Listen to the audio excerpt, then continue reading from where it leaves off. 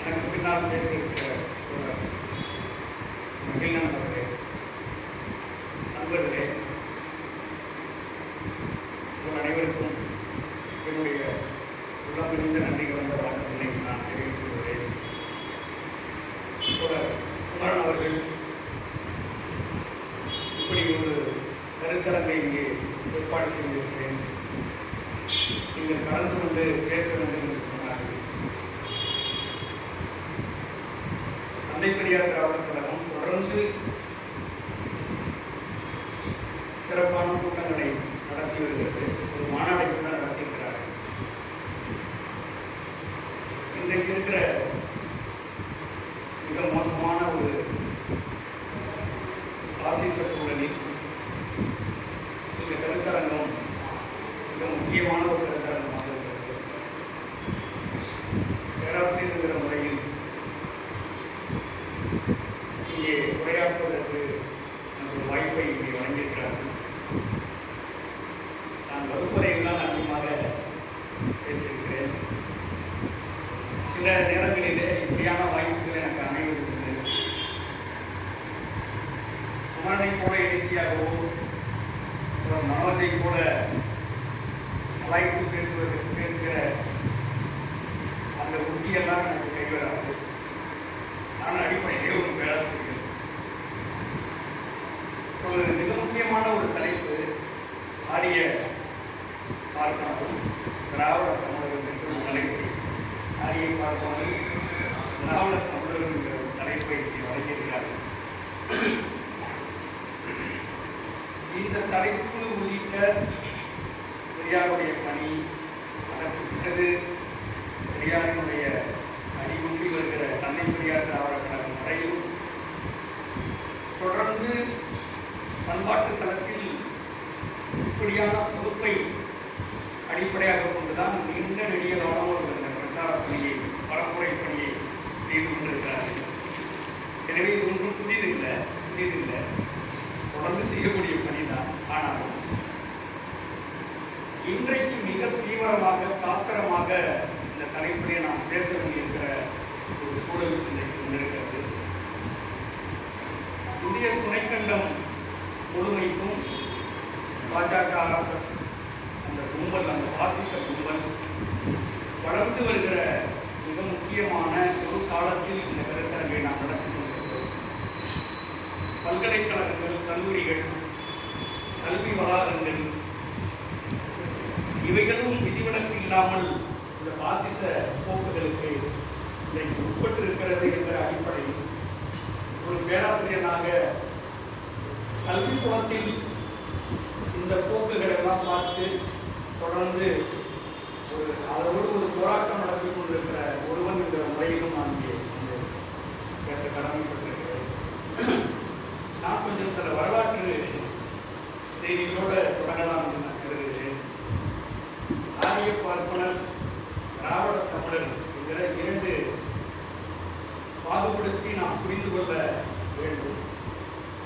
அப்படி பார்க்கும்போது ஒரு ஊரை நாம் எடுத்துக்கொண்டால் ஒரு ஊரினுடைய மையம் அல்லது ஒரு ஊரினுடைய தோற்றம் என்பதை அல்லது ஒரு குடியிருப்பு என்று எடுத்துக்கொண்டாலும் வரலாற்று வழியிலே ஆரியர்களை பொறுத்தவரையிலே கோயில் தான் அவர்களுக்கு மிக அடிப்படையாக சென்ட்ரல் பாயிண்ட் என்று சொன்னால் கோயில் தான். இந்த கோயில்களை சுற்றி தான் அவருடைய வாழ்விடம் பெரும்பாலும் இருக்குதெல்லாம் உங்களுக்கு நான் தெரியாத செய்தியெல்லாம் சொல்லுறேன். இந்த கோயிலை சுற்றி அகர்காலம் என்று சொல்லக்கூடிய அடிப்படையில் அந்த தெருக்களிலே அதை சுற்றித்தான் அவருடைய வாழ்விடம் என்பது ஒரு பாரம்பரியமாக அக்ரகாரத்திலே குடியிருப்பிலே ஆரியர்கள், ஆரிய பார்ப்பனர்கள் அங்குதான் அவருடைய வசிப்பிடம் என்பது அதை சுற்றி தான் இருக்கிறது. அந்த வீதியின் இருபுறத்திலே வரிசையான வீடுகள், நடுவே கோயில். அக்கரம் என்றால் முதன்மை, காரம் என்றால் மாலை என்று அதற்கு பொருள் சொல்கிறார். இலக்கியத்திலே பெருமானாற்று படையிலே கூட வேதவிதி என்று பார்ப்பனர்கள் வசிக்கிற இடத்தையே குறிப்பிடுகிறார்கள். ஆரியர்கள் அவருடைய வசிப்பிடம், குடியிருப்பு, சென்டர் பாயிண்ட், மையம் என்பது கோயிலை சுற்றி. இன்றைக்கும் கோயிலை குறித்து யாரும் பேசுவது கம்யூனிஸ்டுகள், இடதுசாரிகள் என்று பேசுகிற, வர்க்க போராட்டத்தை மிக தீவிரமாக பேசுகிற தோழர்கள் கூட கோயிலில் இருக்கிற அதிகாரம், கோயிலை சுற்றி எவ்வளவு தீவிரமாக ஒரு பார்ப்பனிய செயல்பாடு நடக்கிறது என்பதை பெரிய கவனம் அவர்கள் கொள்வது மிக அடிப்படையான. ஆனால் திராவிடர்கள் அவர்களின் குடியிருப்பு அல்லது தோற்றம், சென்டர் பாயிண்ட் என்பது அதிகமாக நன்னீர் பரப்பை அடிப்படையாக கொண்டிருக்கும் அல்லது பாசன பரப்பை அடிப்படையாக கொண்டிருக்கும். அப்படி பாசன பரப்பை அடிப்படையாக கொண்டு கொஞ்சம் கொஞ்சமாக நகர்ந்து போனால் முன்னோர்கள் புதைத்த இடுகாடு அல்லது சுடுகாடு என்பது அடிப்படையாக. நாளடியார் கூட மக்கள் படைத்த சுடுகாடு என்று பதிவு செய்துவிட்டது. இந்த இடுகாடு அல்லது சுடுகாடு என்பது அடிப்படையானது ஆதிச்சநல்லூர் போன்ற இடங்களிலெல்லாம் பல்வேறு போராட்டங்களுக்கு பிறகு அதையெல்லாம் அகழ்ந்து இன்றைக்கு அந்த ஆதிச்சநல்லூரிலிருந்து பொருள்களை எல்லாம் எடுத்து இன்றைக்கு விலக்கி இருக்கிறார். அடிப்படையிலே திராவிட தமிழர்கள் என்று சொல்லுகிற திராவிடர்கள் அவர்கள் உற்பத்தியிலே கால்நடைகளை ஈடுபடுத்தினார்கள், ஏர் கூட்டினார்கள், ஏற்றம் இறைத்தார்கள். மாடுகள் என்பது திராவிட தமிழர்களின் மாடுகள் என்பது ஒரு வினையினுடைய அடையாளமாக இருந்தது. ஆனால் ஆடு மாடுகளை ஓட்டிக்கொண்டு வந்த ஆரியர்கள், ஆரிய பார்ப்பனர்கள், அவர்களுக்கு கோத்திரமாக இருந்தது அந்த அடையாளம். அவர்கள் இறைச்சியை தின்றார்கள், பாலை கறந்து குடித்தார்கள். ஆனால் மாடுகள் அவர்களுக்கு ஒரு கோத்திரம். மாடுகளை உற்பத்தியில் அவர் ஈடுபடுத்தவில்லை, அவர் உழைப்பில் ஈடுபடவில்லை. ஆனால் தமிழர்கள், திராவிட தமிழர்கள், இந்திய துணைக்கண்டத்து தொல்குடிகள், தமிழ்நாட்டின் முன்னேறிய மூத்த தேசியமாக இருக்கிற திராவிட தமிழ் தேசியர்கள் உற்பத்தியிலே ஈடுபட்டு, உழைப்பிலே ஈடுபட்டு, வினையாற்றி அப்படித்தான் திராவிட தமிழர்கள் வந்தார். வினைதான் தமிழர்களின் சிந்தனையாகவும் இருக்கிறது. வினையும் வர்ணமும் இணைந்துதான் புறத்தொழில் உருவானது. இந்த புறத்தொழிலை தொடர்ந்து இந்த இணைப்பை கண்காணித்து அரசன் தான் அதை ஒழுங்குபடுத்தினார். அந்த காலத்தில், பழைய காலத்தில் ஒருவர் இறந்துவிட்டால் அதை யாரும் புதைப்பதில்லை. ரொம்ப பழைய காலத்தில் அந்த பிணங்களை அப்படியே விட்டு போய்விடுவார்கள். அந்த பிணங்களை வேறு உயிர்கள் தின்றதான் அது அழியும். ஆனால் அதற்கு பிறகு இந்த புதைக்கிற முறை அல்லது எரிக்கிற முறை என்கிற இந்த வினைகளின் மீது பார்ப்பனர்கள் தங்களுடைய அதிகாரத்தை செலுத்த தொடங்கினார், சடங்கு அதிகாரத்தை செலுத்த தொடங்கினார். தொடர்ந்து ஒவ்வொரு வினையை செய்கிற மனிதனும் தொடர்ந்து அந்த வினையைத்தான் செய்து கொண்டே வர வேண்டும் என்பது சாதி அமைப்பு. சாதி அப்படித்தான் சொல்கிறது. ஒரு வினையை தொடர்ந்து அவரே செய்ய வேண்டும், வேறு எந்த தொழிலையும் அவர் செய்யக்கூடாது. பறையர்கள் பறையடிக்க வேண்டும், விவசாயிகள் விவசாயம் செய்ய வேண்டும் என்கிற தொடர்ந்து ஒரே தொழிலை அவரே தொடர்ந்து செய்து கொண்டிருக்கிற ஒரு ஏற்பாட்டை சாதிய சமூகம், வர்ண சமூகம் நிலைநிறுத்தியது. இப்படித்தான் மன்னர்கள் கூட போர் செய்து கொள்ளையடித்து வந்த பொருளை, கொள்ளையடித்ததை, போர் செய்ததை தியாகத்தின் மூலமாக, வேள்வியின் மூலமாக அவர்களுக்கு உதவினார்கள், மன்னர்களுக்கு உதவினார்கள், அவன் வெற்றிக்கு உதவினார்கள். யாகத்தின் வழியாக, யாகம் என்கிற சடங்கின் வழியாக, வேள்வியின் வழியாக போரை நியாயப்படுத்தியவன் ஆரிய பார்ப்பனன். இப்படித்தான் பிரிட்டிஷ் வருகை வரையிலும் தொடர்ந்து இந்த சடங்கு அதிகாரத்தின் வழியாக ஆரிய பார்ப்பனர்கள் இந்த மண்ணில் அவர்கள் அதிகாரத்தை செலுத்தி வந்தார். பிரிட்டிஷ் வருகை வரையிலும் இதுதான் நிலைமை. பார்ப்பனனும் மன்னனும் இந்த இரண்டு பேரும் குழப்பி அடித்து இந்த சமூகத்தை குழப்பி அடித்துக் கொண்டிருந்தார்.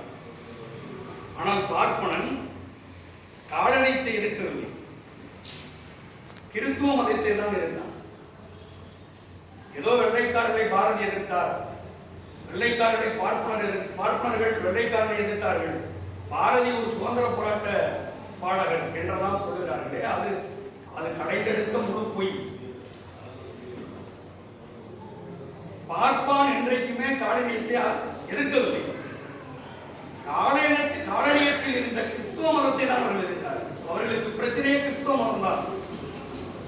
இன்றைக்கும் கிறிஸ்துவ இஸ்லாம் மதம் அவர்களுக்கு மிகப்பெரிய பிரச்சனையாக இருக்கிறது. எனவே பார்ப்பனர் பிறப்பு முதல் இறப்பு வரையிலும் நானே தீர்மானிப்பேன்.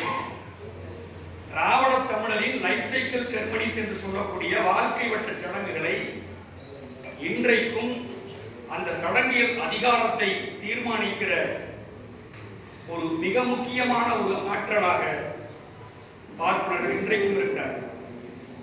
இன்றைக்கும் பார்ப்பன அதிகாரத்தை சடங்குகளிலும் சமுதாயங்களிலும் நாம் அவர்களை ஒதுக்க முடியாமல் பார்ப்பனியத்திற்கு இன்றைக்கும் அடிமையாக இருக்கிறார்கள். இப்படித்தான் பார்ப்பனன் கிறிஸ்துவ மதத்தை எதிர்த்து வந்தான். ஏனென்றால் பிறப்பு முதல் இறப்பு வரை நான் தான் தீர்மானிப்பேன் சடங்கு அதிகாரத்தை என்று தான் பார்ப்பனர் அதை செய்தார். பார்ப்பனர்கள் முகலாயத்தை எதிர்க்கவில்லை, இஸ்லாத்தை தான் எதிர்த்தார். இஸ்லாத்தை அவர்கள் எதிர்த்தார்கள். இப்படி கிட்டத்தட்ட சங்ககாலம் தொடங்கி பிரிட்டிஷ் வரையிலுமான ஒரு 1000 ஆண்டு காலம் பார்ப்பனர்கள் தங்களுடைய அதிகாரத்தை, சடங்கு அதிகாரத்தை அவர்கள்தான் கையிலே இருக்கிறார். ஆனால் தந்தை பெரியார் அல்லது பிரிட்டிஷ் வருகை அல்லது சுயமரியாதை சிந்தனையாளர்கள், சுயமரியாதை இயக்கம் என்று ஒரு சிந்தனை வந்ததுக்கு பிறகுதான், கிட்டத்தட்ட 1000 ஆண்டுகளுக்கு பிறகுதான் இந்த திராவிட தமிழர்கள் என்கிற மாபெரும் அடையாளம் தான் நாம் இன்றைக்கும் பேசுவதற்கு மிக அடிப்படையாக இருக்கிறது. அதை நீங்கள் புரிந்து கொள்ள வேண்டும் நண்பர்கள். வரலாற்று வழியில் இனம், மொழி, நிலம், மக்கள் தொகை, இதன் வழியாக உருவான உலக கண்ணோட்டம், இதை புரிந்து கொண்டால்தான் திராவிட தமிழரை புரிந்து கொள்ள முடியும். தசரதனுக்கு 10,000 பொண்டாட்டி என்று நம்முடைய புராணங்களில் இருக்கிறது. எப்படி அதையெல்லாம் கணக்கிட்டார்கள்? பிரிட்டிஷ் வருகைக்கு பிறகுதான் மக்கள் தொகை கணக்கெடுப்பு, நிலங்களை அளந்து நிலங்களை அளக்கிற ஒரு அளவை முறை, ஒரு நவீன அளவை முறை என்பது பிரிட்டிஷ் வருகைக்கு பிறகுதான் நடந்தது என்றால், தசரதனுக்கு எப்படி 10,000 பொண்டாட்டி இருக்கும்? யார் அளந்தது? யார் அளந்தது? அப்ப பிரிட்டிஷ் நவீனம் என்பது அவர்கள் உருவாக்கிய ஒரு உலக கண்ணோட்டம், ஒரு வேர்ல்டு பெர்ஸ்பெக்டிவ் என்று சொல்லுகிற இந்த புரிதல் இருந்தால்தான் திராவிட தமிழரை புரிந்து கொள்ள முடியும். இந்த புரிதலை, இந்த கண்ணோட்டத்தை தான் இன்றைக்கு பாரதிய ஜனதா, RSS கும்பல் இந்த பிரிட்டிஷ் வழியிலே வந்த ஒரு நவீன கண்ணோட்டத்தை போட்டு தள்ளுகிற ஒரு மிக முக்கியமான வேலையைத்தான் இன்றைக்கு அவர்கள் செய்கிறார்கள். இந்த வேலைக்கு தான் மணியரசனும் சீமானும் துணை போகிறார். இந்த பிரிட்டிஷ் வழியிலே வந்த ஒரு மேற்கத்திய நவீன சிந்தனையை, அதனுடைய வகிபாகத்தை நாம் புறந்தள்ளினால் நாம் திராவிட இயக்கத்தை புரிந்து கொள்ள முடியாது. திராவிட தமிழனை புரிந்து கொள்ள முடியாது. திராவிடத்தை புரிந்து கொள்ள வேண்டும் என்றால், திராவிட தமிழனை புரிந்து கொள்ள வேண்டும் என்றால் நமக்கு சமூகவியல் தெரிய வேண்டும். நமக்கு சமூகவியல், மானிடவியல், நாட்டுப்புற வழக்காறுகள் என்கிற மகத்தான கல்வி புலத்தை, கல்வி அறிவை புரிந்து கொள்ளாமல் நாம் திராவிடத்தை புரிந்து கொள்ள முடியாது. திராவிட தமிழனை புரிந்து கொள்ள முடியாது. எனவே இந்த அடிப்படையில் ஒரு தமிழியல் பார்வையை வழங்கியதுதான் திராவிடம். திராவிடம் என்கிற ஒரு சொல் சமணர்களால் அதிகமாக பயன்படுத்தப்பட்ட ஒரு சொல். அது திராவிடம் தமிழா, தமிழ் இல்லையா என்கிற ஒரு விவாதத்தை கிளப்புகிறார். திராவிடம் தமிழ் இல்லை, திராவிடம் தமிழ் இல்லை என்று சொல்லுகிறார். ஐயா கேட்டார், காஃபிங்கிறது என்ன தமிழ் சொல்லா, எல்லாரும் தானே குடிக்கிறோம் என்று ஐயா கேட்டார். திராவிடம் தமிழ் சொல்லா என்றால் அதற்கும் நாம் நிறைய விளக்கங்களை கொடுத்துட்டோம். திராவிடங்கிறது தமிழ் சொல்லா, திராவிடம் என்றால் என்ன, அந்த சொல் எங்கிருந்து வந்தது என்பதற்கு நூற்றுக்கணக்கான விளக்கங்களை பெரியாரியலாளர்கள், பெரியாரியலை ஏற்றுக்கொண்ட அதனுடைய செல்வாக்கு பெற்ற தமிழ் அறிஞர்கள், கல்வி புலத்தை சார்ந்தவர்கள் நூற்றுக்கணக்கான விளக்கங்களை கொடுத்துள்ளார். இப்படி விளக்கங்களை கொடுத்தாலும் கூட தொடர்ந்து திராவிடம் தமிழா, திராவிடம் தமிழா. எனக்கு என்னமோ அவர்கள் அப்படி கேட்பது அவர்களுக்கு தெரியும். நான் வரைக்கும் அதை ஆதரித்தவர்கள் தானே. அவர்களுக்கு தெளிவான ஒரு திட்டம் இருக்கிறது. தமிழ்நாட்டில் திராவிட இயக்கத்தை, பெரியார் அரசியலை எப்படியாவது சிதைக்க வேண்டும், வேறெடுக்க வேண்டும் என்கிற திட்டத்தோடு தான் அதை பேசுகிறார்கள். இவர்களை எப்படியாவது அகற்றிவிட்டு அந்த இடத்தில் நாம் வர வேண்டும் என்கிற ஒரு திட்டத்தின் அடிப்படையில் தான் அதெல்லாம் பேசுறாங்க. அவங்க சும்மா தான் பேசுறாங்க. அவங்க எல்லாம் தெரியும். இதெல்லாம் ஆதரிச்சு பேசினவங்க தான், அதை ஆதரிக்காம பேசுறாங்க. இப்படி திராவிட தமிழன், திராவிடம் என்பது ஒரு நவீன சிந்தனை, மிக முக்கியமான ஒரு நவீன சிந்தனை. இப்படியான ஒரு திராவிட சிந்தனையின் வழியாக ஒரு நூற்றாண்டு காலம் நாம் இங்கே போராடி இருக்கிறோம். சுயமரியாதை இயக்கத்திற்கு நூற்றாண்டு இருக்கிறோம். சுயமரியாதை என்கிற சிந்தனை ரொம்ப அடிப்படையான சிந்தனை. அது கம்யூனிஸ்டுகளும் தவறவிட்ட ஒரு சிந்தனை. சுயமரியாதை, ஒரு செல்ஃப் ரெஸ்பெக்ட், செல்ஃப் என்கிற ரொம்ப அடிப்படையான சிந்தனை. ஒவ்வொரு மனிதனுடைய செல்ஃபையும் சுயமரியாதையை தூண்டுவதன் மூலமாக ஒரு விடுதலை உணர்ச்சியை பெற வைக்க முடியும் என்கிற ஒரு கருதுகோளின் அடிப்படையில் பெரியார் தொடங்கி இன்றைக்கு தந்தை பெரியார் திராவிட கழகம் வரையிலும் ஒரு சுயமரியாதை உணர்ச்சியை எப்படி தூண்டுவது, அதுதான் குமரன் பேசினாரே. ஒரு சுயமரியாதை உணர்ச்சி. ஒரு நூற்றாண்டு காலம் பெரியார் போராடி இருக்கிறார், பெரியாரிய தொண்டர்கள் போராடி இருக்கிறார்கள். அப்படிப்பட்ட ஒரு இயக்கத்தை, சிந்தனையை அதோடு கொஞ்ச காலம் பங்காற்றிவிட்டு இன்றைக்கு அந்த இயக்கத்தின் மீது கல்லெறிவது, மிக மோசமாக பேசுவது, இடித்து படித்து பேசுவது என்கிற ஒரு நிலை வரும் பொழுது சுயமரியாதை எண்ணம் படைத்தவர்கள், சுயமரியாதை தமிழர்கள், சுயமரியாதை திராவிட தமிழர்கள் கேள்வி கேட்பாங்க. அதை எதிர்த்து பேசுவாங்க, போராடுவார்கள். இன்னும் கூட உச்சபட்சமான நிலைக்கு கூட போக வாய்ப்பு உண்டு. ஏனென்றால் எங்கள் சுயமரியாதையை, நீ சூத்திரன், நீ பஞ்சமன், நீ பெண்ணா பாவையோனிக்கு பிறந்தவர், உனக்கு ஆன்மா இல்லை, உனக்கு கல்வி கிடையாது என்று மறுக்கப்பட்ட, தலைமுறையாக மறுக்கப்பட்ட சமூகத்தில் தந்தை பெரியார் என்கிற ஒரு பகலவன் தோன்றி ஒரு சுயமரியாதை உணர்ச்சியை ஊட்டி இன்றைக்கு ஒரு பேராசிரியராக பன்னீர்செல்வம் இந்த இடத்துல நின்று ராயப்பட்டியில் பேசிக் கொண்டிருக்கிறேன் என்று சொன்னால் தந்தை பெரியாருடைய அந்த சுயமரியாதை உழைப்பு தான் அதற்கு மிக அடிப்படையானது. அப்படி இந்த இந்த சுயமரியாதை உணர்ச்சியை எப்படியாவது தமிழ்நாட்டிலே கொன்றொழித்துவிட வேண்டும், சிதைத்து விட வேண்டும் என்றுதான் சீமான் போன்றவர்களும் மணியரசன் போன்றவர்களும் சனாதன சக்திகளும் RSS BJP கும்பல்களும் மிக தீவிரமாக செயல்பட்டுக் கொண்டிருக்கிறார். ஆனால் இப்படி செயல்பட்டுக் கொண்டிருக்கிற இந்த காலத்தில் தான் முருகன் காலம் தொட்டு MK ஸ்டாலின் காலம் வரையிலும் அசுரர் போராட்டம் என்பது நடந்து கொண்டிருக்கிறது. உயர்கல்வித்துறையினுடைய உறுப்பினராக இன்றைக்கு நான் ஒரு பொறுப்பு வகிக்கிறேன். முதல்வர்கள் தந்த பொறுப்பு அது. ஆனால் இன்றைக்கு நாம் உயர்கல்வித்துறையிலே சனாதன சக்திகளை எதிர்கொண்டு கொண்டிருக்கிறோம்.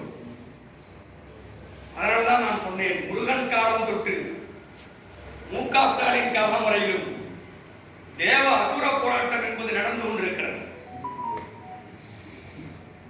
பள்ளி கல்வியை ஊக்கப்படுத்தியவர் காமராசர். நாம என்ன சொல்றோம்? எல்லாரும் என்ன சொல்றாங்க? படிக்காத மேதை, சிறைவாழ்வு கண்டவர், பிரம்மச்சாரி என்று பேசி ஒரு படிமத்தை உருவாக்கி விட்டார். அவர் ரொம்ப எளிமையானவருங்க. நம்ம நாட்டில் அப்படி ஒரு சித்திரம் வச்சுக்கலாம். அவர் ரொம்ப எளிமையானவருங்க, ரொம்ப சிம்பிளா இருப்பாரு, ரொம்ப வறுமையில இருக்காருங்க. சட்டம் கூட 2 தான் வச்சிருந்தார் என்று இந்த வறுமையையே ஒரு ரொமான்டைசைஸ் பண்றது. வறுமையையே நம்மால் வந்து விதந்து ஓதும். அவர் எப்படிப்பட்ட ஆள் தெரியுமாங்க? செருப்பு போடாமே நடப்பாங்க, ரொம்ப சிம்பிளா இருப்பாங்க, கையில வாட்சி கூட கட்ட மாட்டாங்க என்று பேசுவது காமராஜர். ஒரு படிக்காத மேதை, ஆனால் பள்ளி படிப்பை ஊக்கப்படுத்தியவர் காமராஜர். ஆனால் அவரை எப்படி பேசுகிறோம்? ஒரு பிரம்மச்சரியர். ஆனால் இப்படிப்பட்ட காமராசர் தான் பள்ளிகளை திறந்தார். ஆனால் இப்படி பேசி ஒரு உயர்கல்வி என்கிற ஒரு ஊக்கத்தை தடுமாறச் செய்கிறார்கள் தமிழ்நாட்டில். ஆனால் இதற்கெல்லாம் இரையாகாமல் முத்தமிழறிஞர் கலைஞர் அவர்கள் தமிழ்நாட்டு இளைஞர்களுக்கு உயர்கல்வியை வழங்கினார். அவர் வழங்கிய உயர்கல்வி என்பது லட்சக்கணக்கான அண்ணாக்களை உருவாக்கி, அண்ணா படித்தவர், உயர்கல்வி பெற்றவர். கலைஞர் பள்ளி படிப்பு தான் நகர்ந்தவர். ஆனால் பள்ளி படிப்பு வரைக்கும் சென்ற கலைஞர், உயர்கல்வி வரை சென்ற அண்ணா, படிக்காத மேதை காமராஜர், இவர்களெல்லாம் இணைந்துதான் தமிழ்நாட்டிலே உயர்கல்வியை சாத்தியப்படுத்தினார்கள். ஆனால் என்ன பேசுகிறோம்? படிக்காத மேதை என்கிற சித்திரத்தையே நம்மால் பேசிக்கிட்டே இருக்கலாம். ஆனால் இப்படி உயர்கல்வியினுடைய தொடக்கம் என்பது காமராஜர் தொடங்கி, கலைஞர் தொடங்கி, அண்ணா கலைஞர்கள் தொடங்கி, திராவிட மாடல் நாயகன் முத்துவேலர் கருணாநிதி ஸ்டாலின் அவர்கள் காலத்தில் கொரோனா என்கிற மிகப்பெரிய ஒரு நோய் தொற்று இருந்த காலம். பிறகு பாரதிய பாசிசம் மாநில அதிகாரத்தை ஒடுக்கியது. முட்டுச்சந்திலே தமிழ்நாடு திணறிக் கொண்டிருந்த காலத்தில் தான் தளபதி அரசு ஏற்கிறார்.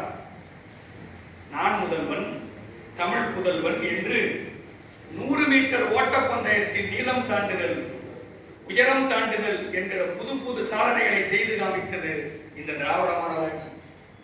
ஆனால் GSTயை கொண்டு வந்தார்கள். ஒன்றிய அரசு நமக்கு அதிலே பங்கு தராமல் முடக்கியது. நமக்கு ஒரு தற்சார்பு நிலை இல்லாமல் போனது. வெளிநாடுகளில் சென்று முதலீடுகளை திரட்டினார்கள். மூல வளத்தை பெருக்க வேண்டும். இந்த அடிப்படையில் நம்முடைய அரசு இந்து அறநிலைத்துறையின் மீதான ஒரு கவனத்தை திருப்பியது. அதனுடைய சொத்துக்கள், இந்து அறநிலையம், அதனுடைய சொத்துக்கள், நிலம், செல்வம், இதெல்லாம் யார் கொடுத்தது? தாழ்த்தப்பட்ட, பிற்படுத்தப்பட்ட, பழங்குடி வகுப்பிலே இருந்த நம்முடைய முன்னோர்கள். இன்றைக்கு சமூக நீதி பயனாளிகளாக இருக்கிற முன்னோர்கள் தந்த இடம் தானே இந்த அறநிலையங்கிறது. பாப்பானம் தான். அந்த இந்து அறநிலையத்திலே அந்த இந்து அறநிலையத்துறையினுடைய அந்த செல்வத்தில் இருந்து கல்லூரிகளை திறப்பதை மிக கடுமையாக எதிர்த்தார். யார் எதிர்க்கிறார்? இந்த பாசிச இந்துத்துவர்கள் உயர்கல்வி பெற்ற, தமிழ்நாட்டிலே உயர்கல்வி பெற்ற இந்த இந்துத்துவர்கள், மேல்சாதி பார்ப்பன கும்பல்கள், அடிவரடி கும்பல்கள், இவர்களெல்லாம் இணைந்துதான் தமிழ்நாட்டு இளைஞர்கள் கல்வி கற்றுவிடக் கூடாது என்று சட்ட போராட்டம் நடத்துகிறார்கள். கோயில் நமக்கு சொந்தம், கோயில் இருக்கிற செல்வம் நமக்கு சொந்தம். இந்த செல்வத்தை கொடுத்தவர்கள் இன்றைக்கு சமூக நீதி பயனாளிகளாக இருக்கக்கூடிய முன்னோர்கள். ஆனால் உனக்கு நான் கல்வி தர மாட்டேன், இந்து அறநிலைத்துறையிலிருந்து செல்வத்தை, அதில் இருக்கிற நிலத்தை நீ பயன்படுத்தக்கூடாது என்று சட்ட போராட்டம் நடத்துகிறார்கள்.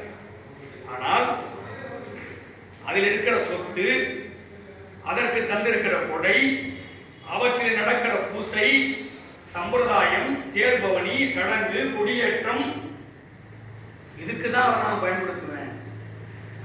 இந்து அறநிலைத்துறையினுடைய அதில் வருகிற அத்தனை வருவாயும் நாங்கள் அதற்கு தான் பயன்படுத்துவோம் என்று சட்டவாதம் பேசுகிறார்கள். ஆனால் தமிழ் சமூகத்தில் எவனும் இதை உரையாடவே இல்லை. தமிழ் சமூகத்தில் இதை எவனுமே உரையாடவில்லை. ஆனால் இந்த கழக அரசு முட்டி முட்டி மோதி மோதி முன்னேறுகிறது. தான் முக்கியமானது. உயர்கல்வியில் உயர்ந்த இந்துத்துவர்கள் இலக்கியத்திலும் சொற்பொழிவிலும் சந்திர மண்டலத்துக்கு போவோம், நாங்கள் கப்பல் விடுவோம், அது இது என்று எல்லோரும் பேசுகிறார்கள். ஆனால் இந்த உயர் வர்ணத்தார் இவர்கள் பெற்ற உயர்கல்வியால், நான் சொல்றது பார்ப்பனர்கள் உள்ளிட்ட மேல்சாதி ஆதிக்க கும்பல், இவர்கள் பெற்ற உயர்கல்வியால் மக்களுக்கு என்ன பயன் சொல்லுங்க? இவர்கள் பெற்ற கல்வியால் என்ன பயன்? ஆனால் இந்த உயர் வர்ணத்தார் பார்ப்பனர்கள் வெளிநாட்டிற்கு ஏற்றுமதி செய்கிறார்கள். ஆனால் தென்னகத்தில், தென்னாட்டில், தமிழ்நாட்டில் ஏற்பட்ட உயர்கல்வி வளர்ச்சி என்பது மக்கள் வாழ்க்கையில் மிகப்பெரிய மாற்றத்தை உருவாக்கி இருக்கிறது. அதான் அடிப்படையானது. இங்கே இருக்கிற தாழ்த்தப்பட்ட, பிற்படுத்தப்பட்ட பழங்குடிகள், மாற்றுத்திறனாளிகள், திருநங்கையர்கள், விளிம்புநிலை மக்கள், இவர்கள் பெற்ற உயர்கல்வியால் தான் தமிழ்நாடு வளப்பட்டிருக்கிறது. அதை நீங்களாம் புரிஞ்சுக்கணும். ஆனால் இந்த உயர் வர்ணத்தார், பார்ப்பனர்கள், மேல்சாதி ஆதிக்க கும்பல் பெற்ற உயர்கல்வியால் நமக்கு எந்த மாற்றத்தையும் உருவாக்கவில்லை. நல்லா புரிஞ்சுக்கணும், உருவாக்கவில்லை. ஆனால் தமிழ்நாட்டிலே இருக்கிற மருத்துவம், தமிழ்நாட்டிலே இருக்கிற போக்குவரத்து, தமிழ்நாட்டிலே இருக்கிற தொலைத்தொடர்பு, தமிழ்நாட்டிலே இருக்கிற சுகாதாரம் என்ற அனைத்து துறைகளிலும் மாற்றம் ஏற்பட்டிருக்கிறது என்று சொன்னால் அது இங்க இருக்கிற திராவிட தமிழர்கள், இங்க இருக்கிற விளிம்பு நிலை தமிழர்கள், இங்க இருக்கிற தாழ்த்தப்பட்ட, பிற்படுத்தப்பட்ட சமூக நீதி பயனாளிகளால் தான் தமிழ்நாடு வளப்பட்டிருக்கிறது. அதனால்தான் நாம் திராவிட மாடல் ஆட்சியை ஆதரிக்கிறோம். இந்த ஆட்சியை நாம் ஏன் ஆதரிக்கிறோம் என்றால், இந்த ஆட்சி ஒரு சமூக நீதி ஆட்சி.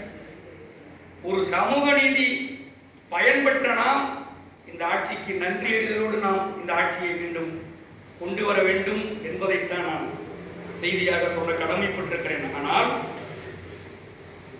தாழ்த்தப்பட்ட, பிற்படுத்தப்பட்ட, பழங்குடி அனைத்து பெண்களுக்கும் உயர்கல்வி வழங்குவதற்கு இந்து அறநிலைத்துறை மறுக்கிறது. அதில் இருக்கிற தங்கத்தை ஒதுக்காதீங்க, ஐயோ அப்படிலாம் பண்ணாதீங்க, இந்த அறநிலைத்துறை அப்படியே தூக்கி பாப்பாண்ட கொடுத்துங்க, அவன் வச்சுக்குவான். கிறிஸ்துவ மதத்தில் யார் வச்சிருக்கிறா, இஸ்லாத்தில் யார் வைத்திருக்கிறார் என்று பேசுவதன் மூலமாக தாழ்த்தப்பட்ட, பிற்படுத்தப்பட்ட, விளிம்பு நிலை மக்களுக்கு எதிராக இவர்கள் எல்லோரும் செயல்பட்டுக் கொண்டிருக்கிறார்கள். இதுதான் ரொம்ப முக்கியமானது. எனவே இந்த கோயில் சொத்துக்கள் சமூக நீதி பயனாளிகளின் முன்னோர்கள் தந்தது என்பதுதான் நான் பெற்ற உயர்கல்வியால் நான் அடைந்த சிந்தனை. நாம் அதான் சிந்திக்கணும். இப்படி இந்த திராவிட தமிழர்கள், திராவிட தமிழ் அடையாளம் என்பது மிக முக்கியமான ஒரு அடையாளம். இதை தந்தை பெரியார், பாரதிதாசன், சுயமரியாதை படைப்பாளர்கள் எல்லோரும் இது குறித்தெல்லாம் விவாதித்திருக்கிறார்கள். இது ஒன்றும் புதிய செய்தி அல்ல, நிறைய விவாதிச்சிருக்கிறாங்க. நம்முடைய எதிரிகளை அவர்கள் இனம் கண்டு எழுதி வைத்திருக்கிறார்கள். பெருஞ்சித்தனார் எழுதி வைத்திருக்கிறார், ஆடினை ஆயிரம் பாடினை ஆயிரம் ஆர்ப்புற யாத்தனை விடுதலை பாயிரம் அசைத்தலா பகைவனை உருவாயிரம் தமிழா தமிழா நீ நடையிடு பொடிபடு அதுதான் செந்தமிழ் தாயிரம் வீசினை கைகளை விளைத்தனை புற்களை விளைத்திடடா தனித்தமிழ் எனும் நெற்களை இற்றதா ஆரிய பார்ப்பன வேறே இன்னும் உன் கட்டாரிக்கு உண்டடா கூறேன்னு எழுதி வச்சிருக்காருப்பா பெருஞ்சித்தனார். மடிகட்டி கோவிலிலே மேலாடை இடுப்பினிலே வரிந்து கட்டி பொடி கட்டி இல்லாது பூசிடு கை கட்டி பார்ப்பானுக்கு படிகட்டி படிகட்டின் கீழ் நின்று தமிழ் மானத்தை வடிகட்டி அவன் படசொல் மண்ணாங்கட்டிக்கு ஓப்பீர் மந்திரம் என்றே பாரதிதாசன் எழுதியிருக்கிறார்.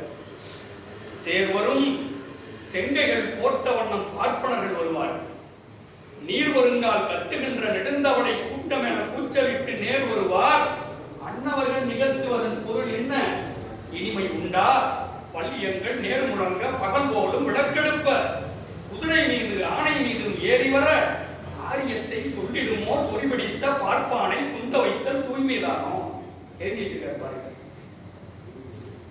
கடவுள் வெறி சமயவெறி கண்ணல் நிகழ் தமிழுக்கு நோய் நோய் நோயே, கடவுள் வெறி சமயவெறி கண்ணல் நிகழ் தமிழுக்கு நோய் நோய் நோயே, இடை வந்த சாதி எனும் இடர் ஒழிந்தால் நம்மை ஆள்பவர் தாய் தாய் தாயே, கடல் போலும் எழுக கடல் முழக்கம் போலும் கடலிடுக கடல்வாள் எங்கே தமிழின் நலமோ அங்கெல்லாம் புகுந்துட்டு கிளர்ச்சி செய்க. சார் கிளர்ச்சி செய்கன்னு சொல்றாரு சார் பாரதிதாசன். சும்மா உட்கார்ந்து எழுதிட்டு போறாரு. ஒரு தமிழாசிரியன் நீண்ட நெடிய காலம் பாரதிக்கு பிறகு பாரதிக்கு தாசனாகவே இருந்துவிட்டு கொஞ்ச காலம் அதற்கு பிறகு பாரதியிலிருந்து விலகி நீண்ட நெடிய காலம் தமிழ்நாட்டில் தமிழ் சமூகத்தில் ஒரு புரட்சி கவிஞராக பணியாற்றிய பாரதிதாசன் எழுதி வைத்திருக்கிறார். செக்கோரும் தேவாரம் திருவாய் நன்மொழியான தேனிருக்க செக்காடும் இறைச்சலன வேதபாராயணமே திருக்கோவிலின்பால் என்று எழுதி வச்சிருக்கார். தீங்குடைய ஆயுதங்கள் வடசொல் இந்தி இரண்டும், தீங்குடைய ஆயுதங்கள் வடசொல் இந்தி இரண்டும் எழுதியிருக்கார் பாரதிதாசன். ஆனா பாரதிதாசன் எல்லாரும் பாரதி பாரதி பாரதின்னு எல்லாம் ஊரெல்லாம் பேசிக்கிட்டு அன்னைக்கு பார்க்கலாம் கடற்கரை சாலையில் பாரதி படம் போட்டு ஒரு பஸ் போகுது. அவர் தலப்பா கட்டி பிரியாணி மாதிரி பாரதி படம் போட்டு ஒரு பஸ் ஓனர் பாரதி படம் போட்டுருக்காரு. நான் சில நண்பர்களை பார்ப்பேன், ரவுத்திரம் படகுன்னு கையில் பச்சை வச்சிருப்பான். என்ன பாதுதான் சொல்லலாம், என்ன ரவுத்திரம் படகு, யார்கிட்ட ரவுத்திரம் படணும், ரவுத்திரம்னா என்னன்னு கேளுன்னு தெரியாது. பாரதி மேல எல்லாருக்கும் ஒரு பிள்ளை காதல் வந்துருச்சு. தீவிர கம்யூனிஸ்ட் பாரதிதாசன் பரம்பரையில் பலருக்குமே பாரதி மேல ஒரு பிள்ளை காதல்.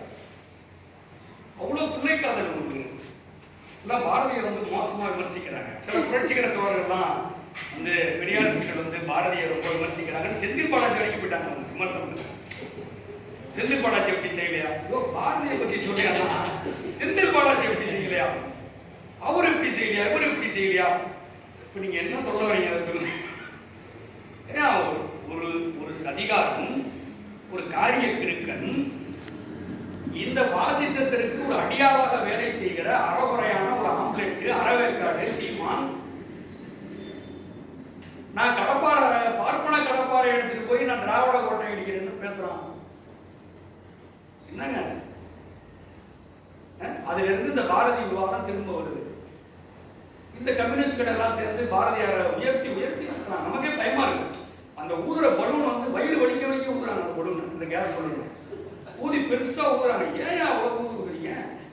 நீங்க பாரதியை படிச்சிருக்கீங்களா, பாரதிதாசனை படிச்சிருக்கீங்களா, பெரியாரை படிச்சிருக்கீங்களா?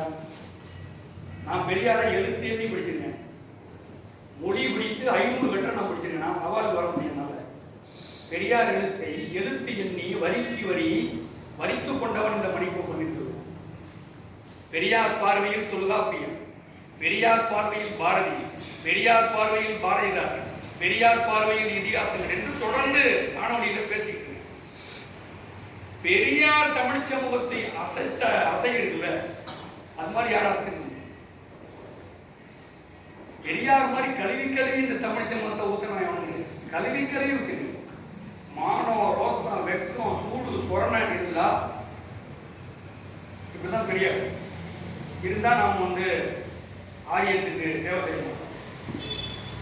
நாம் திராவிட தமிழர் தான். திராவிட தமிழர் என்கிற அடையாளம் வெறும் மொழி அடையாளம் கிடையாது. மொழி அடையாளம் கிடையாது. 50 வருஷம் எனக்கு, 55 வருஷம், லட்ச வருஷம் நாங்க என்று கதையெல்லாம் வர முடியாது. வெறும் மொழி அடையாளம் என்பது அது ஒண்ணும் இல்லை. வெறும் மொழி அடையாளம் ஏங்க, மொழி அடையாளம் தான் 2000 வருஷமா இருக்காங்க. ஆனால் திராவிட அடையாளம் என்பது வெறும் மொழி அடையாளம் இல்ல. எல்டிசி தொடங்கி கால்டுவெல் தொடங்கி இந்த திராவிடம் என்கிற கருத்தாக்கம் ஒரு மொழிவழி கண்டுபிடிப்பு. கால்டுவெல் என்ற ஒரு பிஷப் பல இடங்களில் பயணம் செய்து மொழிகளுக்கிடையே இருக்கிற வேற்றுமை ஒற்றுமைகளை கண்டறிந்து நாம் எப்படி நமது குடும்பத்தில் தாத்தா, பெரியப்பா, சித்தப்பா, நடப்பா என்று நாம் சொல்லுவோமோ குடும்பத்திலே, அதை போல ஒரு குடும்ப சித்தரிப்பு, குடும்ப உறவு சித்தரிப்பை போல இது தாய், இது சகோதரி, இது அதற்கு பிறகு வந்தது என்கிற ஒரு சித்தரிப்பின் வழியாக தமிழ் தனித்து இயங்க வல்லது. இந்திய துணைக்கண்டத்திலேயே தமிழ் என்கிற மொழி ஒரு தனித்து இயங்க வல்லது என்கிற மாபெரும் கண்டுபிடிப்பை, மொழிவழி கண்டுபிடிப்பை இந்த நாட்டிற்கு தந்தவர் கால்டுவெல். அதற்கு முன்னுக்கு எல்லிஸ். இந்த எல்லிஸ் தொடங்கி கால்டுவெல் தொடங்கி சார், நான் திராவிடம் தப்புன்னு ஒரு மொழியியல் வல்லுநர் சொல்றேன், ஏற்றுக்க சார். ஒரு மொழியியல் வல்லுநர், ஒரு லிங்குவிஸ்டிக்ஸ் படிக்கிற, ஒரு ஒப்பியல் மொழியாய்வு செய்கிற, ஒரு கம்பேரிட்டிவ் லிங்குவிஸ்டிக்ஸ் குளத்திலே பணியாற்றக்கூடிய ஒரு ஆய்வறிஞன் திராவிடங்கிறது தப்புன்னா நான் ஏற்றுக்கிட்டு சார். உனக்கு மொழியியல் தெரியுமா? உனக்கு மாநிலவியல் தெரியுமா? மாணவர்களே உனக்கு தெரியுமா? சூடு சொன்னாக்கா படிச்சியா? நீ விளங்குறியா? எதுவுமே செய்யல, எதுவுமே செய்யல, உனக்கு எதுவுமே தெரியாது. நீ கால்டுவெலை மறுக்கிறாய் என்று சொன்னால் கால்டுவெல் வைத்திருக்கிற திராவிட மொழிகளின் ஒப்பிலக்கணம் என்கிற ஒரு மகத்தான ஆகச்சிறந்த கண்டுபிடிப்பை மறுப்பதற்கு நீ ஒரு மாற்று மொழியியல் பார்வையை வைக்க வேண்டும், இல்லையா? நான் ஏற்றுக்கிறேன். கால்டுவெலுடைய மொழி கண்டுபிடிப்பை மாறுபட்டு மறுத்து கவிஞர் தமிழோடி சில கட்டுரைகளிலே சில இடங்களெல்லாம் சொல்லிட்டு போறார். அப்படி நீ சொல்லலாம். ஆனால் கால்டுவெலை இல்லாது பொருளாதுன்னு சொல்லுவது, தமிழ் பல்கலைக்கழகத்திலே கால்டுவெலுக்கு ஒரு இருக்கை விட்டார். உடனே ராமா உடனே இருக்கிறார், ஐயோ அதெல்லாம் வைக்கக்கூடாது, கால்டுவெலுக்கு இருக்கை விட்டுவார். இந்த சங்கி சக்திகள், சங்க பரிவார சக்திகள் கல்வி புலத்திலும் செல்வாக்கு செலுத்துகிறார்கள். அதான் பிரச்சனை. செம்மொழி மத்திய தமிழாய்வு நிறுவனம் என்பது கலைஞருடைய வாழ்நாள் கனவு. சான்றோர் பேரவை 100 தமிழ் சான்றோர்கள் உண்ணாநோன்பு இருந்து தமிழ்நாட்டிலே கலைஞருடைய துணையோடு ஒன்றிய அரசில் ஏற்பிசை பெற்று செம்மொழி மத்திய தமிழாய்வு நிறுவனத்தை செம்மொழி என்கிற சிந்தனைக்கு ஒரு கட்டிட வடிவம் கொடுத்து இன்றைக்கு அது இயங்கிக் கொண்டிருக்கிறது. அந்த செம்மொழி மத்திய தமிழாய்வு நிறுவனத்திலே சுதா சேசகன் என்கிற ஒரு துணைத் தலைவர், ஒரு பார்ப்பனரை கொண்டு வந்து போடுறாங்க. அதற்கு முன்பே ஒரு RSS சந்திரசேகர் ஒரு RSS காரணம் போடுறாங்க. கலைஞருடைய நெஞ்சாங்குடையில் ஈட்டி வைத்து குத்துவதை போல, தமிழ் சான்றோர்களின் உயிர் மூச்சை நிறுத்துவது போல, செம்மொழி இலக்கியமான 41 இலக்கியத்தையும் ஆராய்ச்சி செய்ய வேண்டிய செம்மொழி மத்திய தமிழாய்வு நிறுவனம் இன்றைக்கு ராமாயணத்தையும் பாரதத்தையும் அகத்தியர் என்கிற பொம்மை, ஒரு புனைவு, அகத்தியர் என்கிற ஒரு துபாக்கு, அகத்தியர் என்கிற ஒரு கற்பனை, அகத்தியர் என்கிற ஒரு சதி கோட்பாட்டை இன்றைக்கு அந்த நிறுவனத்தின் வழியாக இன்றைக்கு நடைமுறைப்படுத்திக் கொண்டிருக்கிறார்கள். அப்படிப்பட்ட அகத்தியரை எதிர்த்து முதலிலே படப்பதிவு போட்டவர் இந்த பன்னீர்செல்வம். எங்களுடைய உலக தமிழ் அரசு நிறுவனத்துடைய தலைவர் R. பாலகிருஷ்ணன் ஆட்சியை முன்னெடுக்கிற தலைவர் பாலகிருஷ்ணன் அவர்கள் தொடர்ந்து அகத்தியரை தொடர்ந்து அம்பலப்படுத்திக் கொண்டிருக்கிறார். இந்த திராவிட மாடல் அரசுக்கு அதை ஒரு திட்டமாக கொடுத்து இந்த திராவிட மாடல் அரசு தமிழ்நாட்டிலே இருக்கிற எல்லா பல்கலைக்கழகத்துக்கும் சுற்றறிக்கை அனுப்பி 1,25,000 ரூபாய் நாங்கள் பல்கலைக்கழகத்துக்கு தரோம். 1,25,000 ரூபாய்க்கு அங்கே பல கருவிகளை உருவாக்கி அந்த கருவிகளின் வழியாக தமிழ்நாடு முழுக்க உலகம் முழுக்க நாங்கள் ஒளிபரப்புகிறோம். எந்த பேரில் ஒளிபரப்புகிறோம் என்றால் தொல்காப்பியர் சுழல் அரங்கம். தொல்காப்பியருக்கு ஆசான் அகத்தியர் என்கிற கட்டுக்கதைக்கு எதிராக என்கிற பார்ப்பன கட்டுக்கதைக்கு எதிராக இன்றைக்கு திராவிட மாடல் அரசின் வழியாக உலகத் தமிழராட்சி நிறுவன பேராசிரியர்கள் தலைவர்கள் அங்க இருக்கிற ஆய்வு மாணவர்கள் தொல்காப்பிய சுழலரங்கம் என்கிற ஒரு நிகழ்ச்சியை தமிழ்நாட்டு பல்கலைக்கழகம் முழுக்க நடத்தி கொண்டிருக்கிறோம். சங்க இலக்கியத்தை உயர்த்தி பிடிக்கிறோம், திருக்குறளை உயர்த்தி பிடிக்கிறோம், காப்பியங்களை 41 இலக்கியங்களை உயர்த்தி பிடித்து தொல்காப்பியருக்கு ஆசான் எப்படி அகத்தியராக முடியும்? அவர் கட்டுக்கதை கால்டுவல் தொடங்கி நமச்சிவாயர் தொடங்கி இன்றைக்கு எழுதி கொண்டிருக்கிற அப்பணசாமி வரையிலும் அகத்தியரை மிக தீவிரமாக எதிர்த்து களத்திலே எழுதி கொண்டிருக்கிறார். நான் கூட மதிமாறன் அவர்களை வைத்து அகத்தியர் வடதுருவ கரணி இந்துத்துவ இலக்கிய எதிர்ப்பெடுத்து என்ற ஒரு தொகுப்பை அண்மையிலே கொண்டு வந்து அறிவு திருவிழாவிலே வெளியிட்டேன். அப்போதுதான் முதல்வரை சந்தித்து பாராட்டலாம். ஒரு கல்வி புலத்திலே சலுகை போனால் போகட்டும், அனுமதி போனால் போகட்டும், தலைமுறை 1 கோடி கண்ட இந்த தமிழ் விடுதலை ஆகட்டும் என்று சொல்கிற பாரதிதாசனின் அடிவொற்றி தொடர்ந்து சிந்தித்துக் கொண்டிருக்கிற இந்த பன்னீர்செல்வம் இந்த கல்வி புலத்தில் சங்க பரிவார சக்திகளுக்கு எதிராக இந்த அகத்தியர் என்கிற கட்டுக்கதைக்கு எதிராக நாங்கள் தொடர்ந்து போராடி கொண்டிருக்கிறோம். திராவிட மாடல் அரசு எங்களுக்கு நிதியை ஒதுக்கி இன்றைக்கு பல்கலைக்கழகம் முழுக்க இந்த நிகழ்ச்சியை நாங்கள் நடத்தி கொண்டிருக்கிறோம். பல்கலைக்கழகம் மட்டுமல்லாமல் கல்லூரிகளிலும் தொல்காப்பிய சுழலரங்கம் இன்றைக்கு அதனுடைய நீட்சியை கண்டிருக்கிறது. தந்தை பெரியார் திராவிட கழகமாக இருந்தாலும் திராவிட இயக்க தொண்டர்கள் பெரியாரியவாதிகள் தொல்காப்பியத்தை உயர்த்தி பிடிக்கிறது.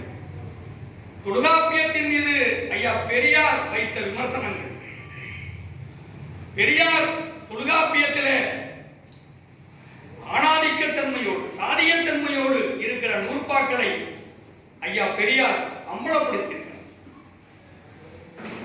பெரியார் காலத்திலே வாழ்ந்த பல்வேறு தமிழறிஞர்கள் பெரியாரோடு வாதுரை செய்ய முடியாமல் எல்லாம் துண்டக்காரன் துணிய கடந்து ஓடுறாங்க. ஆனால் ஐயா வைத்த அந்த விமர்சனங்கள் மிக முக்கியமான விமர்சனங்கள். ஆனால் அதை தாண்டி தொல்காப்பியம் என்கிற ஒரு ஆகச்சிறந்த இலக்கண நூலை இந்த திராவிட தமிழர்கள் நம்மை போன்றோர் திராவிட கழகத்தார் உயர்த்தி பிடிக்க வேண்டும். இந்த 41 இலக்கியத்தையும் நாம் உயர்த்தி பிடிக்காமல் சங்க பரிவாரத்தின் கையில் நாம் அதை விட்டுவிட முடியாது. ஆனால் இன்றைக்கு வள்ளுவருக்கும் வண்ணம் அடிக்கிறார். அவர் ஒரு காவி சாமியார் வள்ளுவர், அவர் ஒரு இந்து சாமியார், ஒரு சன்னியாசி என்று காவி வண்ணம் அடிக்கிற வேலையை இதெல்லாம் உங்களுக்கு தெரியும், நீங்க பார்த்துருப்பீங்க. தமிழ்நாட்டில் ஒரு மிகப்பெரிய சிந்தனையாளர் இருக்கார் இண்டிக்கு பக்கத்தில். அவர் ஒரு ஆகச்சிறந்த சிந்தனையாளர், பன்மொழி புலவர், தமிழை கரைத்து குடித்தவர், குரலிலே மிகப்பெரிய ஆராய்ச்சியெல்லாம் செய்தவர். இவங்க காசி சங்கம்னு ஒன்று ஆரம்பிச்சிருக்காங்க. அங்கே போறாங்க. இங்க இருக்கிற மாணவர்களை ஆசிரியர்களை மூளை செலவு செய்து காசி தமிழ் சங்கத்துக்கு அழைத்து போகிறார். அகத்தியர் மாதிரி வேஷம் போட்டு வர்றாங்க. இந்திய பிரச்சார சபா அதுக்கு பக்கத்துல அதை ஊர்வலம் நடத்துகிறார். இப்படி இந்த கல்வி வளாகத்திற்குள் அகத்தியரை வைத்துக் கொண்டு இந்த செம்மொழி மத்திய தமிழாய்வு நிறுவனம் அடிக்கிற கும்பிகளும் தெல்லிகளும் நம்மளால தாங்க முடியும். நம்ம சுதாசேசையன் தினமணியில் ஒரு கட்டுரை எழுதுறாங்க, சித்த யோகி அப்படிங்கிறாங்க. ஏதோ பயங்கரமா இருக்கும் கட்டுரையை படிச்சோம்னா பூரா பொய்ங்க, கடைந்தெடுத்த பார்ப்பனிய பொய். அதுல ஒரு சான்று கூட இருக்கு, எந்த சான்று இருக்கு? அந்த அம்மா எதுல குறைச்சி அதை எழுதுதுன்னே தெரியும், எதுல ஊத்தி எழுதுதுன்னே தெரியும். பூரா பொய்ங்க. தமிழ் இந்துல தொடர்ந்து ராமாயண ஒப்பாரி எழுதிட்டு ராமாயண ஒப்பாரி.